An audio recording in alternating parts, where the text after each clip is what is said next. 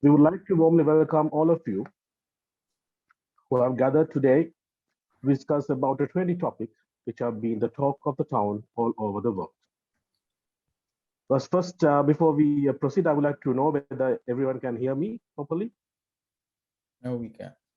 Yeah. We understand the importance of sharing the new knowledge of international affairs and conflicts with you. Hence, today we will proceed with the first of a series of webinars named Afghanistan Comprehending the Geopolitical Consequences.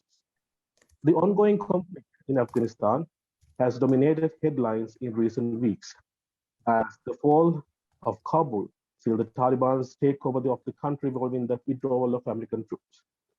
Afghanistan has a long and violent history with Taliban, and its future has been the subject of intense speculation. Today's discussion will be conducted by two gentlemen who will be a part of MA International Relations faculty. First and foremost, I would like to introduce Mr. Dushi Thilawasan, a doctoral student with triple masters holder, which includes MA International Relations from University of Colombo. He will act as the moderator who will take up all the inquiries and questions later in the session. So I would like to cordially invite to all of you to drop your questions in the chat box during the presentation, which will be answered during the open forum.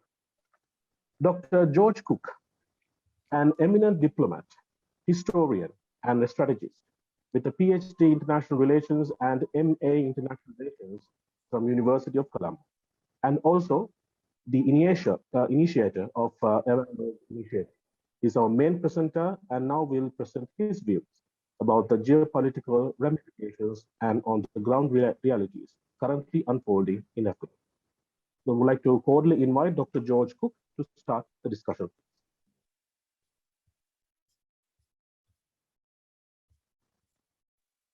Doctor, you're on mute. Yes. Thank you very much, Tuan. Thank you so much, Dushi, for moderating the session. And thank you, NEXT, for inviting me to speak at the first of a long series that you have planned out, where we're going to be looking at issues within the framework of international relations. And this is where, when we talk about international relations, its relevance today, we're beginning to see this happening right around us. We're becoming that much more aware of what is going on in the world. Thankfully, we are now getting very much more attuned to what is going on and trying to keep ourselves updated, because at the end of the day, it's going to have an impact on all of us, whether we are sitting in Colombo or whatever part of the world we are located in at any given moment. Now, the topic that I've been given and we're going to be looking at today is Afghanistan, and trying to understand or comprehend the geopolitical consequences of what exactly is going on over there. We tend to look at Afghanistan, or we have for a long time, as a country that is quite far away, that is quite distant from us. But of course, historically, this is a country that has had a lot of impact, not only on our country, it has had an impact on global superpowers. It has had an impact on power struggles. It has had an impact on bilateral relations of other countries. And this is something that I want to touch on very quickly in the next few minutes, where I will do a brief overview. And then after that, we'll go into a time of Q&A, which Dushi would be kindly moderating for us this evening. Now, when we talk about Afghanistan, I would like to take you back for a brief moment to what was happening there in the 1970s. This is a country that had gone from being a country that consisted of a monarchical system, transforming into a situation of becoming a republic in 1973, when the country saw a change of administration. And then once again in 1978, we see what is known as the Sour Revolution, where a communist party comes into power. And at that point, it was the People's Democratic Party of Afghanistan. Now, with that party coming into power in 1978, this is now the precursor to what is going to happen in 1979 and the changes that are going to take place there. You see commencement of a radical program of social engineering, which has a lot of Soviet support in it. And of course, this is obviously angering certain other countries. It is also causing many religious parties, ethnic leaders to move out of Afghanistan into countries like Pakistan and Saudi Arabia. And this is where they are being actively supported by countries like the United States, all of whom are now opposing the communist regime that is in place in Afghanistan. And this is 1978. I want you to keep that in the back of your mind. And then we come to 1979, where we have the very famous Iranian Revolution. Now, that happens in January of 1979, where you see the Shah being overthrown. The Shah had been very close to the United States and Pakistan. At the same time, you have the installation of the Ayatollah. Ayatollah Khomeini comes into power. And of course, he is vehemently opposed to the United States and the West, but is quite open in his relations to India. But that's in January. In April, we have American sanctions that are being imposed on Pakistan. President Jimmy Carter imposes these sanctions, calls for a halt to Pakistan's nuclear weapons program because they're not very happy with what is happening in the country. They even go to the extent of influencing the World Bank to block loans to Pakistan, and also influenced countries not to sell nuclear technology to Pakistan. And then towards the end of that year, in November, we have the Iranian hostage crisis, students storming the American embassy in Tehran, where they are taking more than 60 American hostages. And this is going to go on for what is known as a 444-day period. This is going on till January of 1981, until Ronald Reagan is established as president in that country.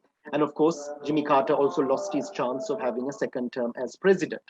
Now, in November, we also saw a situation developing where you had the American embassy being attacked and burnt in Islamabad.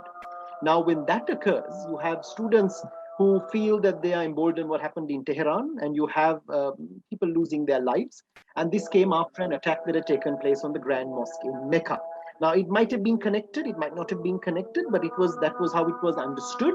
And at that point, people like Ayatollah Khomeini publicly blamed the United States and Israel also on that occasion. And then we have a situation arising where in December, you have the Soviet invasion of Afghanistan. Now, even the usage of this term invasion becomes controversial because it was a Soviet administration. And that is where the Indians, for example, use the terminology of the entry of the Soviets. Now, was it an invasion? Was it a situation of an invitation? This is something that is open to debate. Of course, the terminology that we use extensively coming out of certain quarters of the world is where we talk about the Soviet invasion. Now, this is where there is a geopolitical interest for the Soviet Union to have its presence in Afghanistan. It's creating an outer ring of Soviet territory. It's also looking at preserving the largely Muslim Central Asian republics that are considered to be extremely important and crucial to the Soviet Union. And of course, there is a tense Sino-Soviet relationship also at this point. But the economic unrest economic situation is what is most interesting at this stage, where the Soviet Union had at that point accounted for something like 64% of Afghanistan's total imports, while they accounted for 34% of Afghanistan's total exports. And of course, this was something that was naturally going to occur at some particular stage down the line. Now, what was the immediate outcome of that invasion, invitation, whatever we want to call it? It was the end of Pakistan's overtures to Afghanistan, of course. Pakistan was not going to try to be working closer. President Zia-ul-Haq is completely opposed to the invasion that has now taken place. Even beyond that, we have a very interesting situation with the United States and Pakistan. America removes the sanctions. America goes to the extent of giving Pakistan $400 million in economic and military aid. Now, that is going to see a closeness of the relationship between Pakistan and the United States. India, on the other hand, takes on a rather neutral stance. They are waiting to see what happens. They do not come out vehemently in support of Afghanistan or try to condemn what has happened with the Soviet Union because they don't want to jeopardize their relations with the Soviet Union. The bilateral relationship is more important at that point than what is happening over there. However, India does hope that the Soviet Union would respect the presence of the Afghan people and their rights and would not stay longer than was deemed necessary. Now, thereafter, what we see unfolding is the relationship with Sri Lanka. Now, we might think Afghanistan, Pakistan, India, okay, they're in one quarter of the world, but it's trickling down even to Sri Lanka. This is where we had at that point the first non-prime ministerial foreign minister in ACS Hamid. And Minister Hamid prepares a statement which is seen to be very balanced. Of course, the president at the time, known for his pro-Western tendencies, President Jayawardena, is not very happy with the statement, given the fact that it was considered to be too weak. He wanted an outright condemnation of the Soviet Union. And that is where we see, to some extent, a deterioration of the president-ministry link that we also saw continuously thereafter. Now, with India moving closer to the Soviet Union, this was obviously not being welcomed by the United States. But at the same time, the United States then moved closer to Pakistan and also closer to Sri Lanka. India now works against Sri Lankan interests. You have the very famous incidents in which the Indira Gandhi administration is permitting the training of rebel groups in the country. And now we also go to the extent of having 1983, that is adding to the tragedy of what is unfolding, where it was one of the darkest periods in Sri Lanka's history. And we now have an internationalization of the conflict. And this is where, when we look at that particular scenario of 1979 and the consequences thereafter, we begin to understand that this invasion resulted in the subcontinent becoming the center of the Cold War. Now, that happened 40 odd years ago, 42 years ago to be specific. But fast forward to where we are today in 2021. In April this year, we know that President Biden said that 4 American presidents had presided over troop presence in Afghanistan, and it was time to end it. Now, this was something that was referred to by successive presidents. And finally, he felt it was time for him to walk the talk. We had, for example, the US Secretary of State, Anthony Blinken, even meeting with the foreign ministers of certain Central Asian countries, because that was where there was a lot of concern building. America pulling out is one thing. America can easily pull out, and they pulled out. We saw what happened. We saw what unfolded. We saw the developments that took place within days. It didn't take months. Within days, you saw the Taliban moving into, and various other groups moving into Kabul, moving into the main cities across the country. This is obviously going to have far-reaching consequences than what is being assessed right now, what is being seen right now. In addition to that, we also saw a scenario where countries in Central Asia, take Tajikistan, take Turkmenistan, Kazakhstan, they're very concerned because there are very important pipelines that are running through their countries, oil pipelines. Any kind of instability in their neighborhood is going to be affecting them, affecting their security, the security of their assets. And as a result of that, they also are very concerned about drug trafficking, which is coming out of Afghanistan. Attempts had been made in the past to encourage farmers away from opium, production of opium, away from poppy cultivations into other areas. But of course, you know, it's the monetary value that these countries are mindful that they're going after, and that wasn't exactly unfolding the way it was being expected or the way they anticipated it to unfold. So most unfortunately, there was a return to a lot of this happening. And this was very much seen during the period of the last Taliban administration that was there for about 20 odd years. I mean, for a long period after the Soviets had left. And this is where we see further concern coming into the region now. Now go beyond that. Now, I would like to, Tuan, if you let me share a map. I want to share a map. Tuan, could you permit that, please, so that I can share that, just to create a better idea of how things are unfolding at that particular point. Thanks a lot, Tuan. Let's just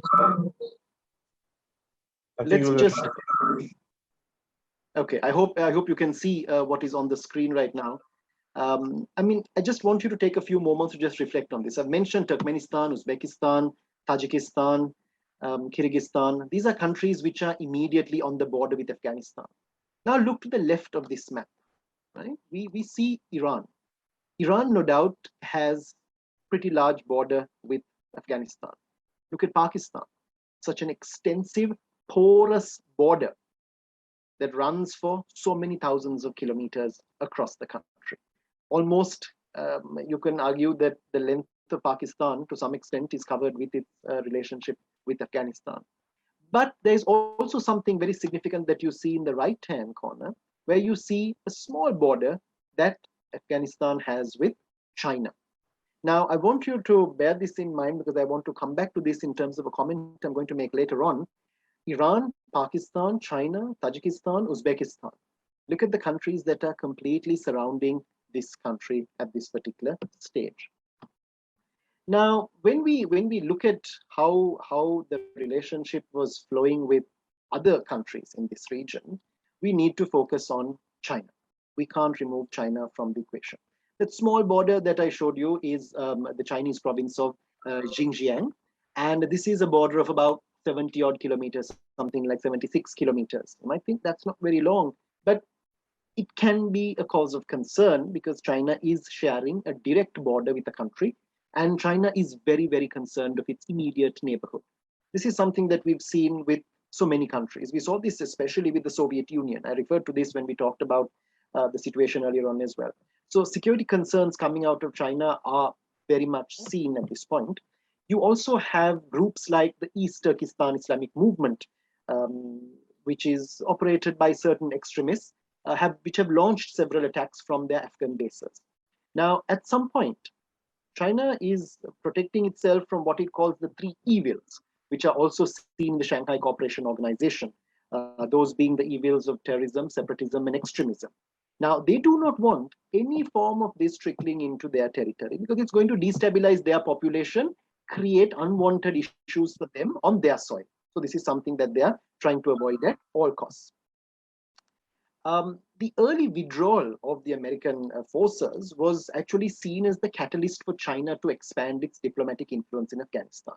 We saw long before the Americans actually left, we saw overtures being made. We saw the Chinese foreign minister, no less, meeting with a delegation from the Taliban in order to look at what they were going to do, how they were going to take it forward. Now, some fingers are being pointed at China, saying China is dealing with terrorists at that point. This was an accusation that was leveled against China in a lot of media at that point. But something that we are failing to see is also the fact that there were countries like the United States of America that had already opened discussions with the Taliban. So pointing fingers at China was not going to carry much weight there. Why is China so very, very concerned about this area? This is where the BRI is looking at the whole process of engagement across this region. They do not want to have any kind of compromising of their relations because it will naturally lead to a situation where they are going to jeopardize their interests, their national interests, their assets, and their largest strategic goal of where they want to get to, how they want to take their country forward. So just to look at Pakistan in terms of the geopolitics of what is likely to happen and what we are going to see, I showed you that extremely long porous border, which is said to be something like 2,670 kilometers. It's such a long border that they share. Interestingly, Pakistan has been the host to Taliban in order to push regional security interests. We've seen this where they established diplomatic relations with the Taliban government the earlier time around. They were one of the very few governments, one of the three governments actually at that point that recognized the Taliban, even in its earlier presence on the Afghan stage.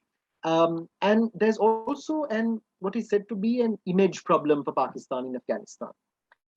Seem to be part of the problem rather than the solution. Now, this can be considered to be controversial at times in terms of how we look at it, but the fact that the Taliban has been having safe havens or a safe house in Pakistan has been something that Afghanistan or the government, the US-backed, the Western-backed government that was there, even up to President Ashraf Ghani, looked at it in a very negative perception. But what is happening right now is going to give Pakistan an opportunity of rebranding its international image. But there are other countries waiting to get in on the bandwagon to use this situation. And I'll come to some of those countries too. When we look at India, obviously the rise of the Taliban is a huge concern. India has not forgotten what happened in December 1999, where there was close cooperation between Taliban and militants who hijacked an Indian airline. So there's a bad taste that remains from the earlier period. And India is very concerned that Afghanistan does not become a safe haven for terrorists. They do not want to see that happening. They do not want to see that unfolding in their immediate neighborhood. They are friendly to neutral. They want to see a friendly to neutral Afghanistan, which would, they feel, stop or thwart to some extent the impact that Pakistan could have on that country. Because obviously it's understood Pakistan was providing a safe haven to Taliban, and the relations between Pakistan and Afghanistan are likely to soar in the years ahead. But of course, it all remains to be seen how the Taliban consolidates its power within the country, and that is something I will come to as well. India has invested heavily. They've invested in infrastructure. They've looked at education, looked at power generation. They've looked at irrigation development, the building of dams near Kabul. They've done all of that. So India has a lot of stake involved in the equation of Afghanistan, and they're very concerned as to what could transpire over there.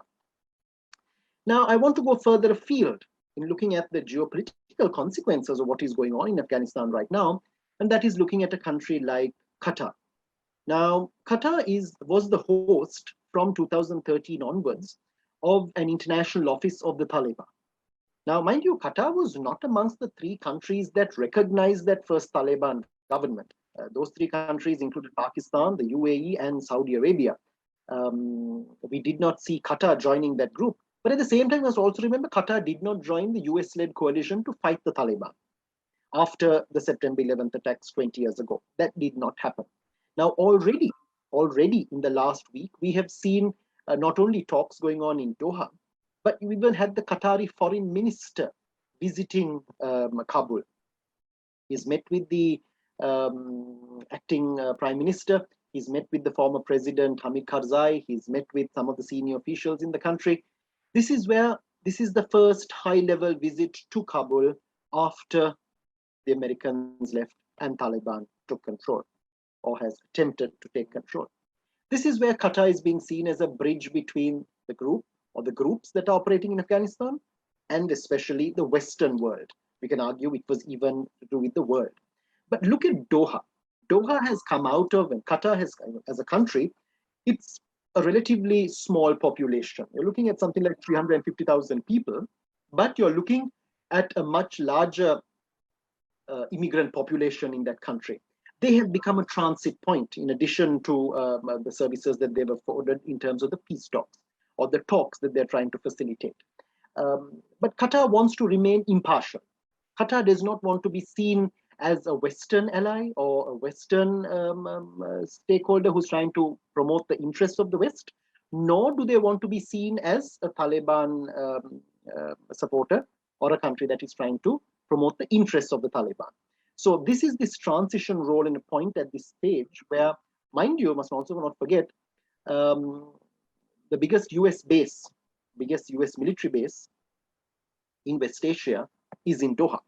So Doha, America has a lot of interest in Doha, but Qatar has come across a wonderful opportunity of using this particular situation, much to the detriment of certain other countries who would have preferred to have played a role in this particular unfolding scenario.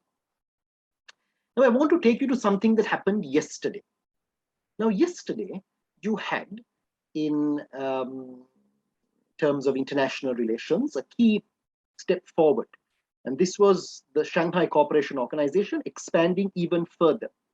We know that the SCO has taken in India and Pakistan about 4 years ago. Yesterday, they took in a new member, and that was Iran. Now, remember the map. Remember where Iran sits. You have now a virtual encircling of Afghanistan, and Afghanistan also has dealings with the SCO. But now you have a scenario developing where all of these countries are very concerned about developments in Afghanistan, and Afghanistan took precedence, for example, in the statements that came out of the leaders. The UN Secretary General Antonio Guterres sent a message where he focused exclusively on Afghanistan, the situation, the return to normalcy, safeguarding of lives, promoting of values in that country, not to let those people down. And that's where he called on the SCO to do a lot more. And the SCO is very mindful of that. The Shanghai Cooperation Organization remains very much under the radar. It is not a group that wants to come out too much, wants to talk too much. But this is where you've got to then start becoming that much more interested, intrigued by what is happening in the SCO. Many feel that the SCO does not have much potential. It is still a very small organization. But the SCO was formed 25 years ago in 1996 as the Shanghai Five, and thereafter transformed in 2001 into the Shanghai Cooperation Organization. So this grouping is 20 years in the making. Now, countries like Russia and China getting together, including countries like India in that, now going all the way up to Iran. Now we see a very strong force being created. We are seeing a further polarization in global politics. What was also happening yesterday? On one hand, we talk about the Quad. We talk about how India has gotten together with Australia, gotten together with Japan, gotten together with America, and how these four countries have a very strong presence, or trying to have a stronger presence in the Asian context. But now you had AUKUS being created. They're looking at how they're going to support each other in terms of technology, taking things forward. Now this is going to have far-reaching consequences on the two alliances. Are we seeing a division that is taking place? This is something we've got to take note of. Is it going to be a further deepening of the two sides, a polarization? Are we seeing the beginning of another Cold War unfolding? That is probably going to be a bit further into the future if it does take place in that sense. But the fact that France is extremely unhappy with what has happened, Australia has cancelled the deal with France, their submarine deal. You have the Americans now working very closely with the British and the Australians, leaving the French out of the equation. So there is instability within. And this is where, when you look at a typical G7 summit, or you look at a typical SCO summit, you see a drastic difference, where G7 will bring up a lot of controversy, a lot of issues, a lot of concerns are being raised. The SCO generally has a very smooth running. Why? Because they have already been structured in such a way where they do not want any kind of irritants. They do not want any kind of instability coming into that stage. So the fact that the SCO is focusing on Afghanistan, countries around the world, the United Nations, the sessions are starting in New York. We're going to see added emphasis on Afghanistan. This is not an issue that's going to be in the spotlight for a week or two and then is going to subside. That's not going to be the case with Afghanistan. It wasn't the case for decades, and it certainly isn't going to be the case into the years ahead. We are going to see a further increase, not only of attention around from the immediate neighborhood, not only from global players, but we're all going to be very concerned to see what is transpiring within Afghanistan, because that is something else that I want to touch on very briefly before I open up. We can open up for some questions. Afghanistan is a country that has gone through a lot. People have suffered. There are estimates that thousands, they even take it to the level of counting millions who have left that country over the years, seeking refuge elsewhere because of the violence in that country, because of the repression under the first Taliban administration, because of the attacks that took place, because of the bombings that have taken place. You find so many cities being bombed in that country, people being bombed, allegedly targeting terrorists, allegedly targeting terror groups or networks or cells, whatever you want to call it.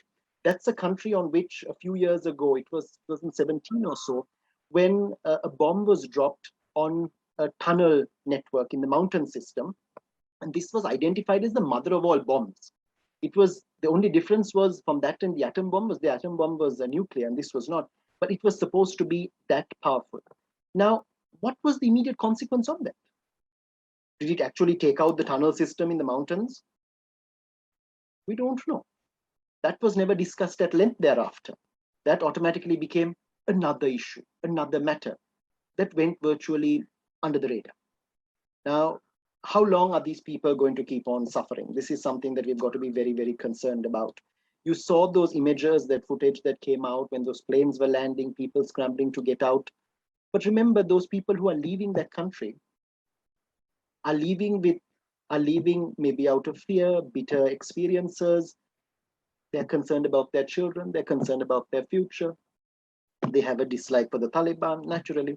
Afghanistan's problems are just starting all over again. And you look at it from an internal perspective, 5, 10, 15 years down the line, these groups that are going now are going to become extremely influential in various capitals around the world. They're trying to gain refuge in various Western countries, in other countries in the region. They are going to become extremely influential.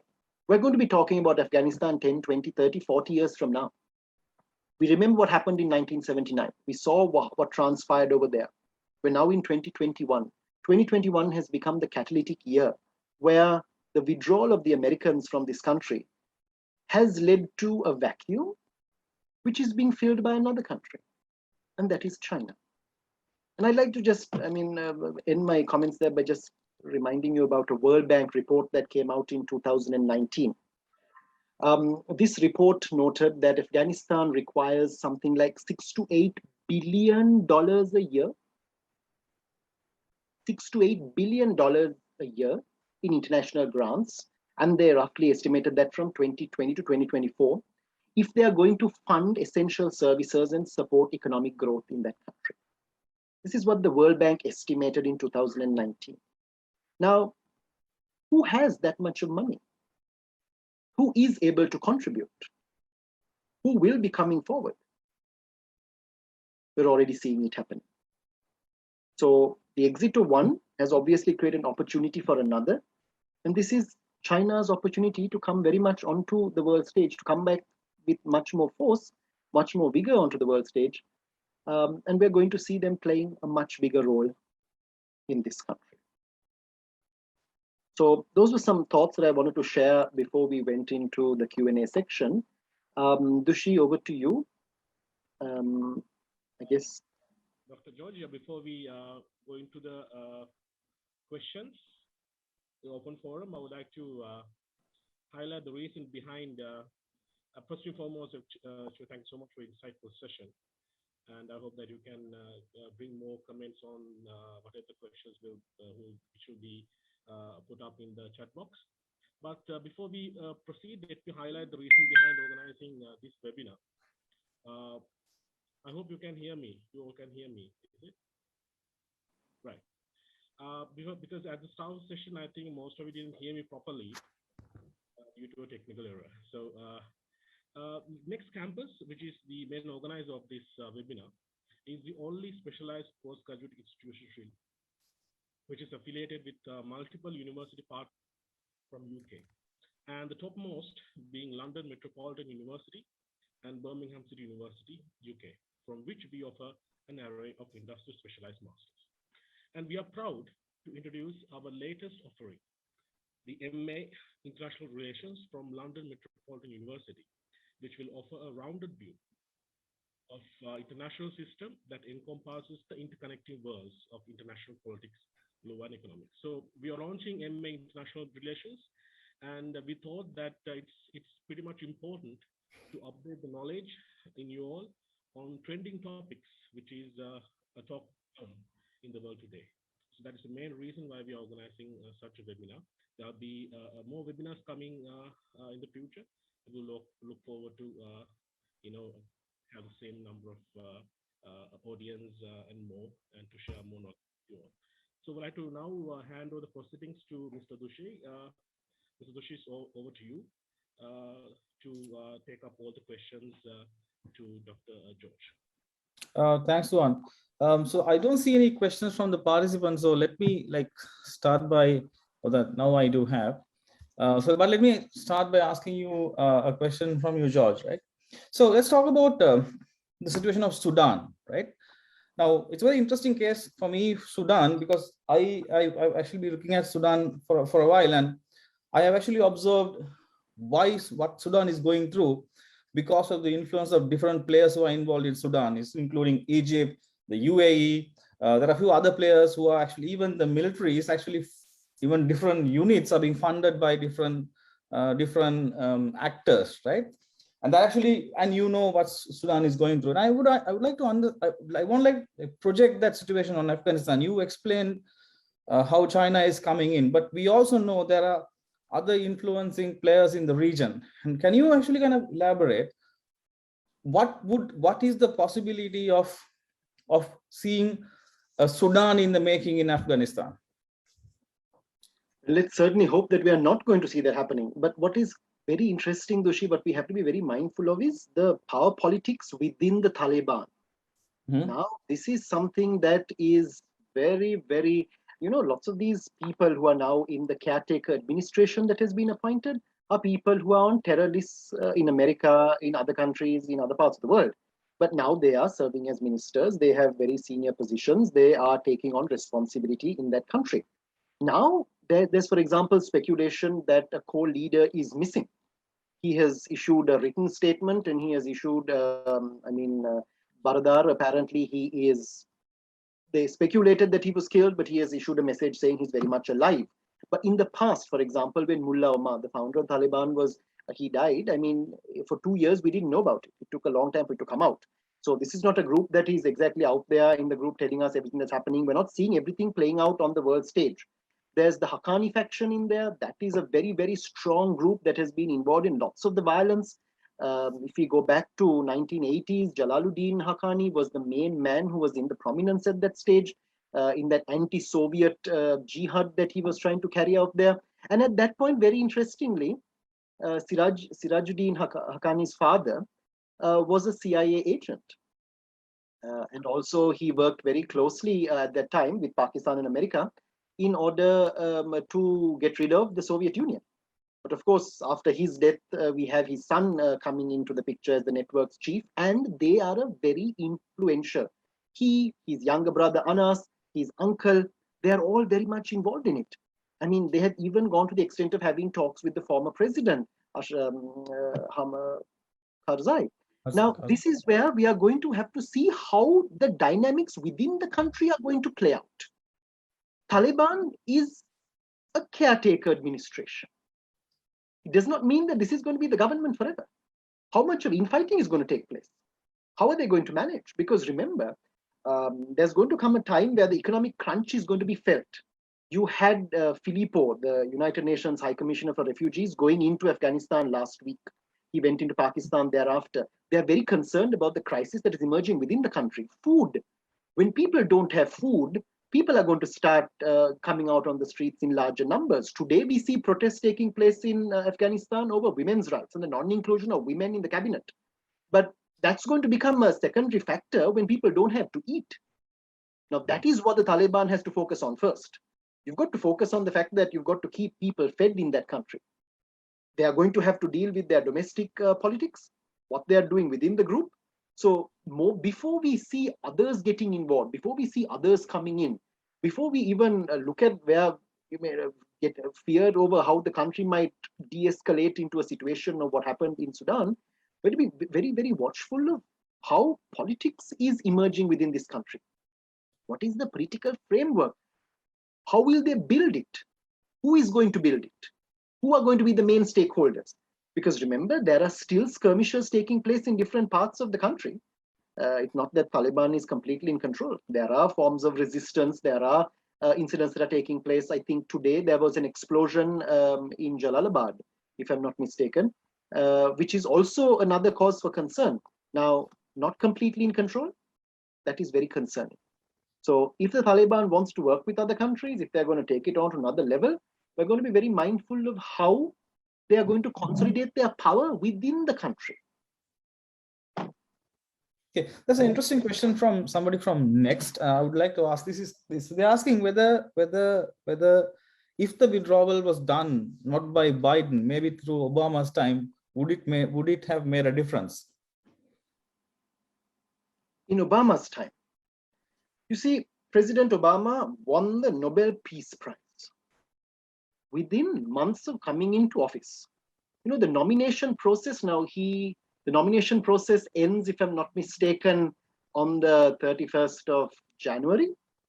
But he was installed on the 21st of January. Within 10 days, his name was nominated. For what? Winning the presidency? Now, he has gone into history as a Nobel Peace Prize winner who has called for, sanctioned so many bombings, so many attacks, the killings of so many people. A lovely person, no doubt. Someone who went out of office on a high in America, popularity-wise. But let us not forget some of the other factors also. He would have also wanted to see an end because it was something that happened before his time. He might have liked to see an end. But it does not mean that all was fine during that period either. The Americans pulling out has only created more instability in this region. And this is where we can sometimes argue that's probably something that they also want. So this is what makes us think whether they're going in the Biden period or whether they went in the Trump period, or whether President Trump is the one who said he was going. And now he condemns and says, look at the way they went. True, the transition was not done effectively. It was a very, very, I mean, it was a collapse almost that took place. More than leaving, it was like being kicked out. That's something that we've got to take note of as well. So irrespective of the president it happened under, it's really been a dent for America.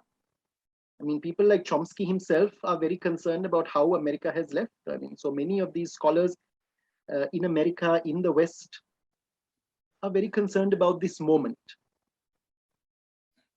There is another question from one of the participants. It's quite interesting. So the question goes along this line. So since since Afghanistan is a part of SAARC, the question actually goes on to say whether we should actually sort of let Taliban, either do we actually either recognize Afghanistan with Taliban, in the principle of, it's you don't actually interfere in other people's affairs and, let them rule. What are your thoughts around that?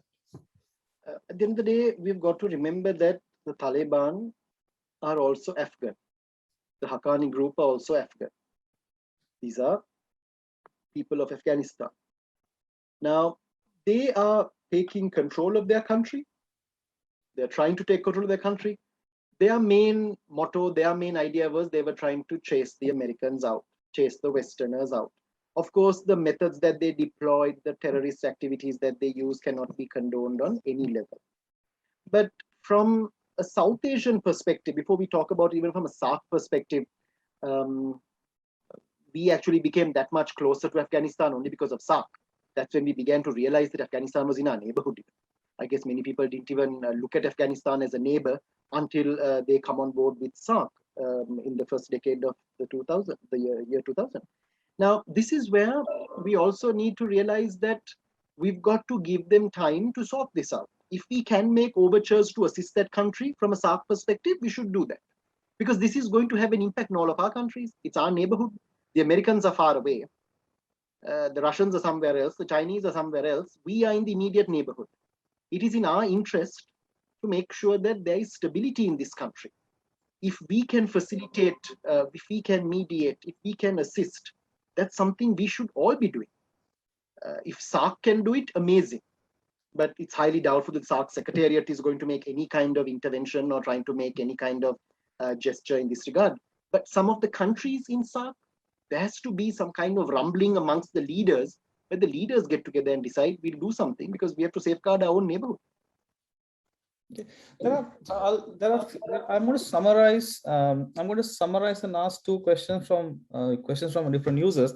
The first question is about what did actually US achieve, whether the US was able to build any sort of democratic institution in Afghanistan. That is one. The second one is about the role of women. What's going to happen to the role of women in Afghanistan going forward? So can you kind of touch upon this? Yeah, very good. In terms of democratization of Afghanistan, probably nothing has happened. We are not, the Speaker of Parliament left the country. He fled to Pakistan days before Kabul fell. The leadership left, the main institutions. There are concerns of people within the country to speak out. They are scared to come and speak to the media. They're scared to be quoted because they don't know what the repercussions could be. They are mindful of what happened in the past. They're very concerned about what happened in the past. So that they have not forgotten that memory. So going into the future, what we have got to be very mindful of is how is this country going to assimilate into our democratic framework that we have across South Asia? Are they going to be a key proponent of democracy? Is that what they want? That's another question we have to ask. Because if they're going to get a lot of influence from a country like China, you're not going to see their democratization transpiring in that way. Right? And because China is anyway not going to be interested in what is happening within the country. China does not involve itself in internal affairs of a country, and that is something it follows very, very strictly. And it doesn't want anyone to interfere in their internal affairs either. So from an American point of view, democratization within the country, maybe it has failed. But at the same time, having said that, the protests that took place, the women getting onto the road, protesting and saying we need our rights, they talked about the cabinet, etc. There was some hope. But then you saw the Taliban coming out, shooting into the air and making sure that everybody dispersed. So, and they say now you have to get permits 24 hours before. You can't stage a protest. You can't get onto the road. Women's rights are something that even when the Taliban spokesman discussed it in the immediate days after the 15th of August, when he was being questioned about this, something he said was, yeah, women will have rights, women will have freedom, but they wanted to go to the next question. They did not want to be completely trapped into answering that question. So it's a gray area right now. They say that the Afghan football team, the women's football teams, the under 12, under 14, under 16, all those teams have left and gone to Pakistan because they're very concerned. And so many others have left. And this is where you see a group hijacking religion, using religion in the guise of something that they want to do, taking it to another extreme. And this is the unfortunate side of extremism which also then leads into terror. So that is what we're going to see there. I have another question to ask you. This is to direct you to your focus to the Middle East, right? So we see that the Middle Eastern region is changing in the last 25 years. You see the changes, gradual, albeit the region is actually changing. Dubai opening up, Saudi Arabia thinking of opening up the Red Sea islands for resorts and so on. Now, having said this, now you have basically, you mentioned Qatar giving a human face to Taliban when they needed it, probably engineered by the US, as you said. These guys were in the middle. But given the conflict that the Saudis and the Qataris have amongst themselves, and you know the ban on the airspace and so on, where do you see the role of Qatar in the future, as well as the role of UAE? Because we seldom speak about the role of UAE, but they have played a significant role here. So where would you see this? Okay, when we look at Qatar, it's obviously a country that wants to become bigger than its actual size, have more presence, more prestige in the region and beyond.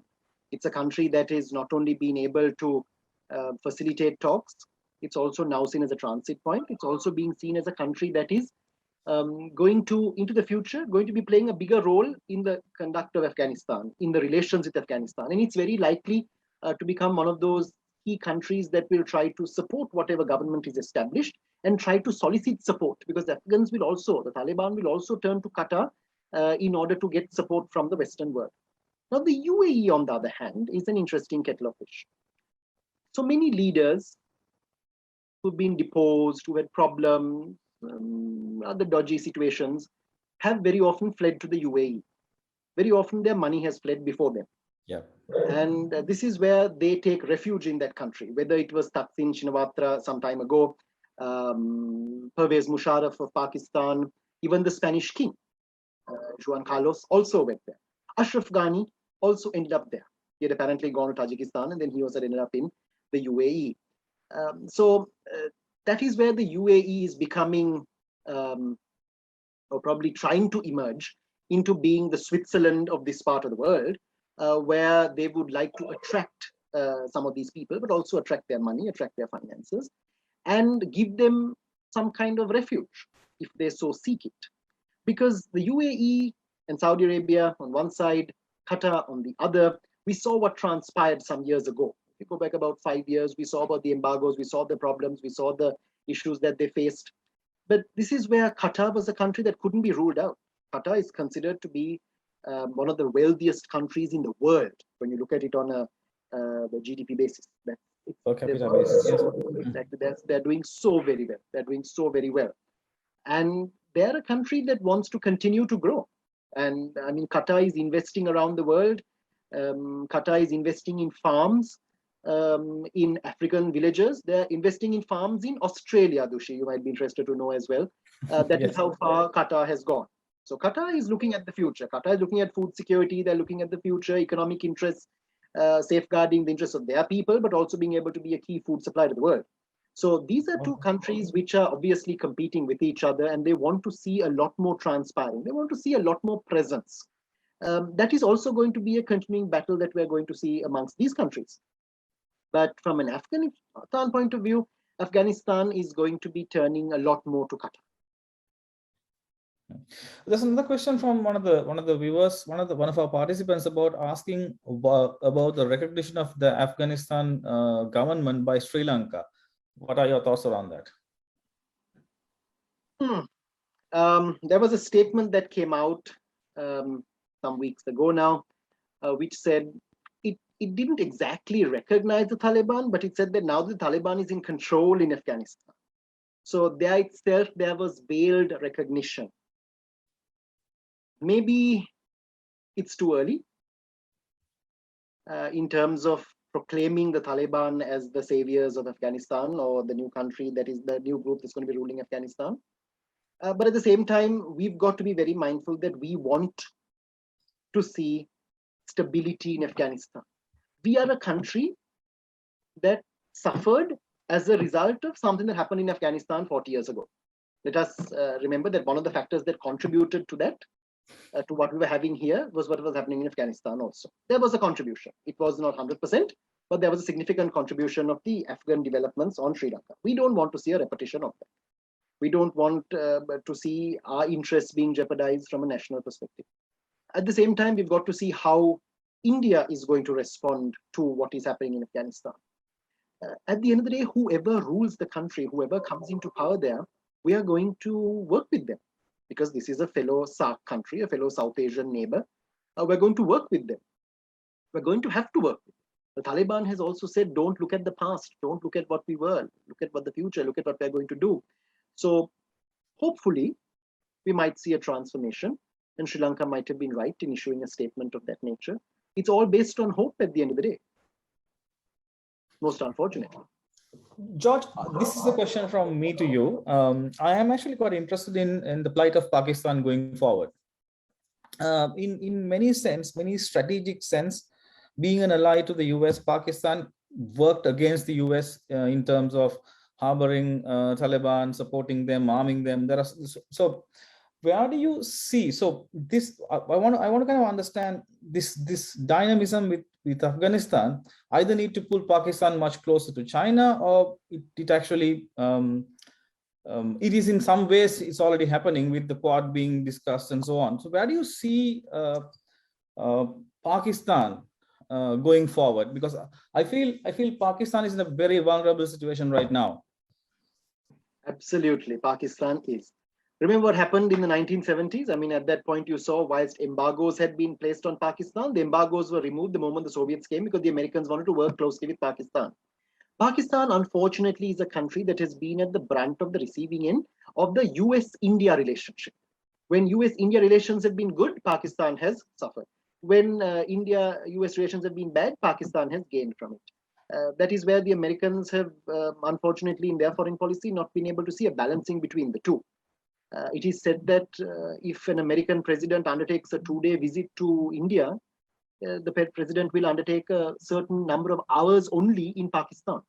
That's how they show a difference between the two countries. So Pakistan has suffered a lot. And Pakistan has, on the one hand, to deal with countries like India, and they're dealing with Kashmir, and a lot of contention over that issue.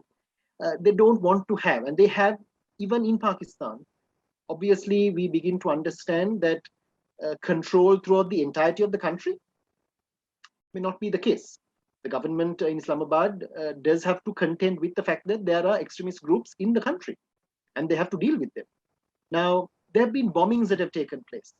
Americans have dropped bombs in Pakistan. I remember during the time of President Obama, Mrs. Clinton at that point as Secretary of State said, oh, collateral damage, this happens during times of war. Now, I would like to imagine a scenario in which, I don't want it to happen, but imagine if the Pakistani Air Force had flown over an American city and dropped bombs and killed some American children there. Pakistan would have been invaded, right? Now, this is where you see this country being pushed into a very, very difficult situation. So on the one hand, you're going to see them getting closer to the Chinese. That is natural. That is already happening. That has already happened because of their relationship in the region. But Pakistan is also looking to work closer with the SCO. This is where I am very much insistent on talking about the SCO, because the SCO knows the problems in SAARC, the India-Pakistan issue, but the SCO took India and Pakistan because there's a different equation over there. In that organization, India is not the largest. There are other countries that are larger, right? So that is where they've got to contend with those. They've got to engage in those peace games or war games or the drills, whatever you want to call it, where the militaries are cooperating. You're going to see the leadership meeting, whether they like it or not. The Indian Prime Minister and the Pakistan Prime Minister are going to be on the same platform. They are going to see each other. They're going to have to acknowledge each other. They might shake hands with each other. Unfortunately, you have certain groups which try to create further divisions between these two countries, in both countries, in India and in Pakistan, trying to do that. So that's not exactly what we need right now. I mean, even the fact, because you mentioned SAARC and because the question was raised about SAARC also, we haven't had the SAARC summit. It was supposed to be in Islamabad. Now, that was in 2016, at the end of 2016. Since 2014, after Nepal, we haven't had a SAARC summit. Now, this is something very worrying, something very concerning. The fact that our group has floundered to some extent, we are staggering, we are not doing very well. But if we get together, if we cooperate, the potential is just enormous. That is where Pakistan cannot be left out of the equation, nor can we allow the Pakistan-India problem to continue to perpetuate. Everything has to be done. Even when that boycott of the SAARC summit was called and India didn't go, and then we also announced that we weren't going.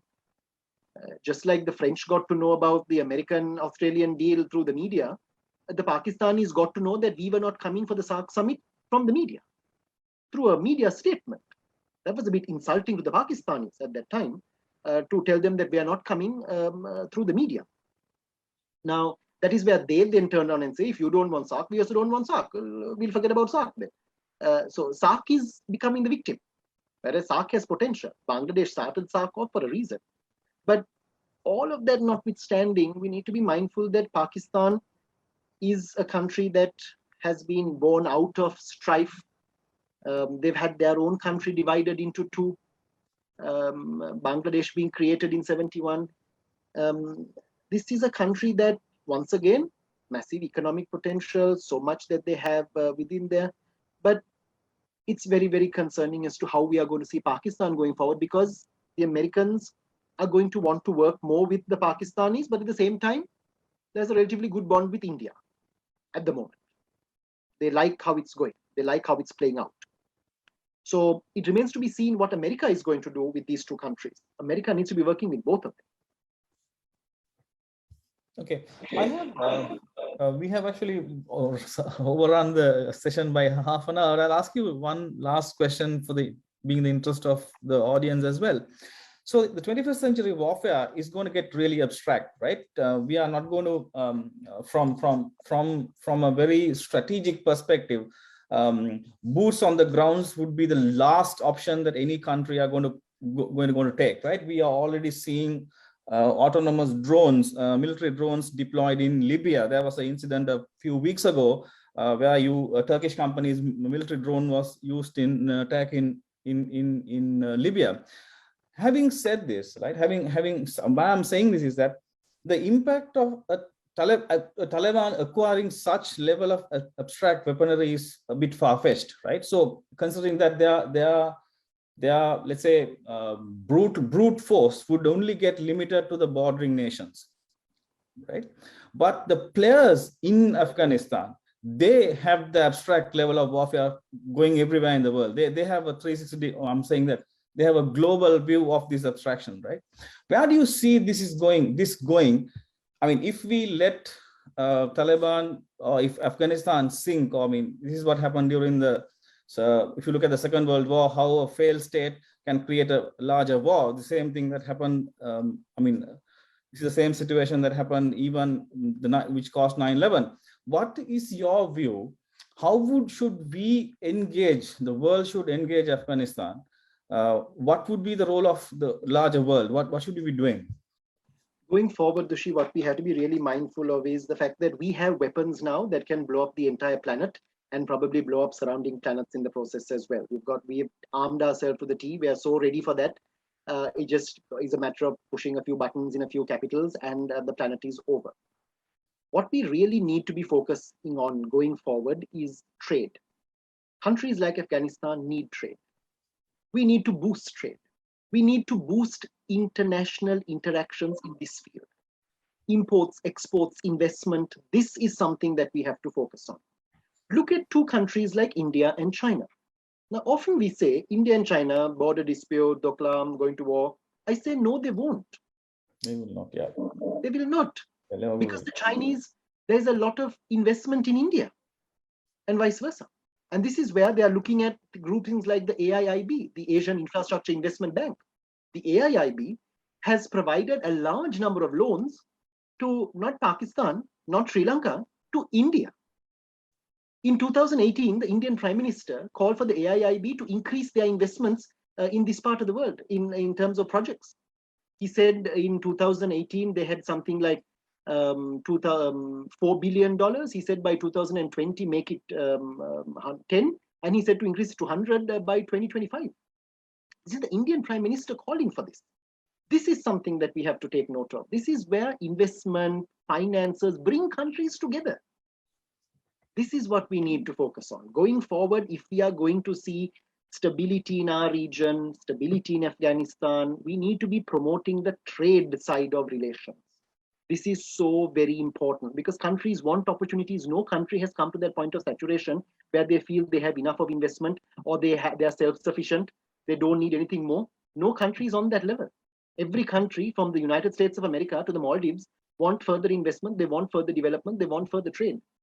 So this is the formula. This is the common denominator that we need to be pushing very much more amongst our countries, especially with a country like Afghanistan, because even with Pakistan, the moment we enhance the trade, everything else falls into the background simply because there's so much of reliance on this trade aspect.